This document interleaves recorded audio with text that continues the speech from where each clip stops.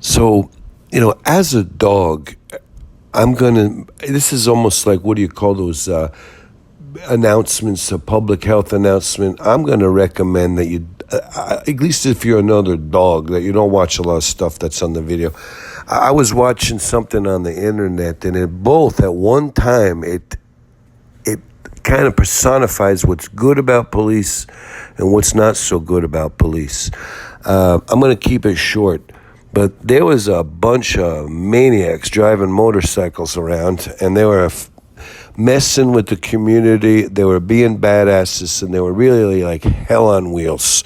And the police responded to them, and they're trying to keep some law and order.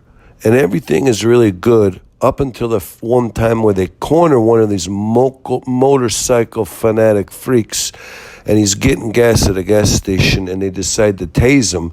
He wasn't being very cooperative. They shouldn't have probably tased him because he was drenched in gas, and there was gas, flooding onto the sidewalk. So anyway, they tased this guy once. He's not being very compliant, and so you have your first example of what's wrong with police. The guy yells, "I'm going to tase you if you don't give me your hand." First of all, there's 3 cops. They got their knees in this guy's back. This is like a 16, 17-year-old kid. This kid ain't doing nothing. You don't have to tase him. Just pull the arm out from under him. It looked like his own body weight pinned his hand underneath him. You got a bunch of burly cops holding this kid down by with their knees on the back of his neck and the small of his back. This kid ain't going nowhere. You don't have to tase him again. I don't know how the tase doesn't, go through the kid and get to the cops. So anyways, when you do the secondary tase, you made a mistake. That was unwarranted. Then you catch the kid on fire. But then you have the opportunity. Once you catch a kid on fire and he's running around the parking lot screaming in agony, you have another cop who very quickly has the presence of mind to go into the trunk of his cruiser, and he gets out a fire extinguisher. And in a matter of seconds, he puts the kid out.